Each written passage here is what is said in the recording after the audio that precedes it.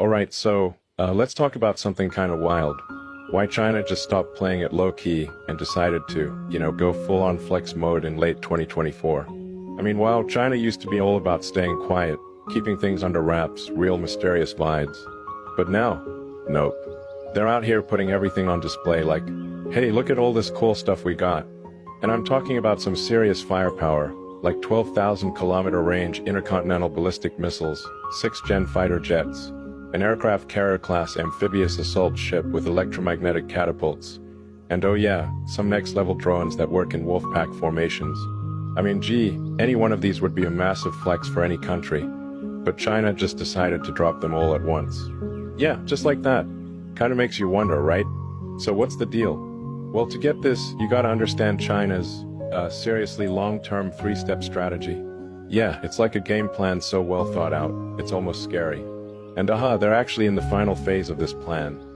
The part where China basically climbs to the top and goes head-to-head with the West in tech, finance, and industry. No more playing defense. It's all about getting a bigger slice of that, high-tier pie. And here's the thing, if you keep hiding your strength at this stage, people might miscalculate, and that could actually lead to more conflict, not less. You see, back in the day, Chairman Mao had this idea. If you want peace, you gotta be ready to fight for it. If you just roll over and hope for the best, yeah, that's not gonna end well. It's all about deterrence. Show the world you're capable, and they'll think twice before messing with you. That's why China is showing off so much right now. Okay, now let's talk about this whole three-step plan, because once you get this, everything starts making sense. It's like looking at the past few decades and suddenly all the weird strategic moves China made. Yeah, they all click into place. So back in the 80s, China's top leadership, Deng Xiaoping and his crew, came up with this ridiculously ambitious plan that stretched out over 70 years. Yep, 70.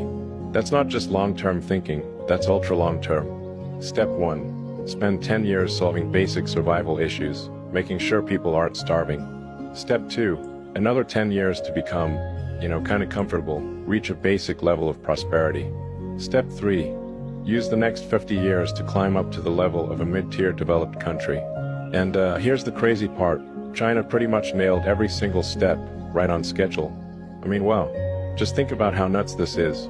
When they made this plan, China's economy was like a tiny blip, barely 1 to 2% of the global GDP. Sometimes India was even ahead. And China was broke, no money, no advanced tech, and constantly getting pressured by the US and Soviet Union. But even then, they still went. Yeah, let's set a goal to catch up with the big guys. That takes some serious guts. But it wasn't just blind confidence. It was also about understanding their own strengths, like knowing they had the population, the discipline, and a system that could actually pull this off. Alright, so let's rewind to the 80s. Back then, the global economy was totally dominated by Western countries. The US, the UK, Germany, France, they controlled capital, patents, all the important stuff. And in Asia, you had Japan and the Four Tigers, South Korea, Taiwan, Hong Kong, and Singapore, rising fast, but, only because they were getting Western support. Meanwhile, China, India, and Vietnam, yeah, they weren't even in the game. They weren't even qualified to be the world's factory yet. So China had to get creative. That's when they came up with this bring in foreign investment, then expand outward strategy. Basically, they opened up their markets, switched from a planned economy to a market economy, and suddenly, boom, foreign money and technology started flooding in. And once that happened, the whole country turned into a giant manufacturing hub. Massive factories popped up in coastal cities. Millions of workers moved in from the countryside. And before you knew it, China became an export-driven economy. Now, here's where things get interesting. The West actually wanted this. Yeah, you heard that right. They were totally fine with China becoming a massive factory. Why? Because China's labor costs were even lower than places like South Korea or Taiwan. So naturally, the West shifted a ton of their manufacturing to China. The global economy at the time was like this. Russia and the Middle East supplied resources. China, India, and Vietnam handled production. What about the US and Europe? Buy these cheap goods. As long as China kept churning out cheap goods, socks, smartphones, whatever, the West would keep placing orders. And China got its piece of the pie, but here's the catch. There was an unspoken rule. China could be the factory, sure, but they weren't supposed to move up the value chain. No cutting-edge technology, no high-end industries. They were just supposed to, stick to the assembly lines while the West kept innovating. The deal was simple. The West enjoy the comfortable lives, while China keeps doing the heavy lifting. But yeah, China had other plans. And that's where things started getting really interesting. Okay, so here's the deal. Back in the day, China kinda had no choice but to play along. They had to be the world's factory, cranking out billions of socks just to afford one airplane. I mean, step one of their grand plan was literally just making sure 1 billion plus people could eat, get a fridge, maybe even a bicycle. That was priority number one. But here's the difference. Unlike, say, Vietnam or other Southeast Asian countries, China never planned to stay stuck in that role. Nope. While they were busy assembling stuff for the West, they were also secretly laying down the foundations for their own industrial empire. They didn't have the talent? No problem. Throw money at it and import the brains while training their own. No advanced equipment? Okay, tighten the belt, reinvest every extra penny, and start making their own. No investment capital? Fine, open up, let foreign cash flow in, and use it strategically. Little by little, they built up a serious industrial base. And by the time 2010 rolled around, boom, China overtook Japan in GDP. That's when the alarm bells went off in Washington. Now let's be real, America always had an eye on China. But for the longest time, we were either too distracted or too confident that China would never actually catch up. First, we were busy with the Cold War.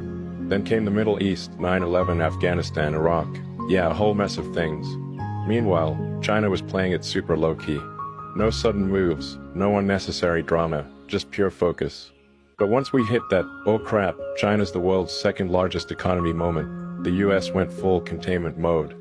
That's when you started seeing things like trade wars, slapping tariffs left and right, tech bans, cutting off Huawei, blocking semiconductor sales, military pressure, more ships in the South China Sea, more weapons sales to Taiwan, political stunts, Pelosi visiting Taiwan, United Philippines, Japan, and other countries willing to cooperate with. And China, they just didn't take the bait.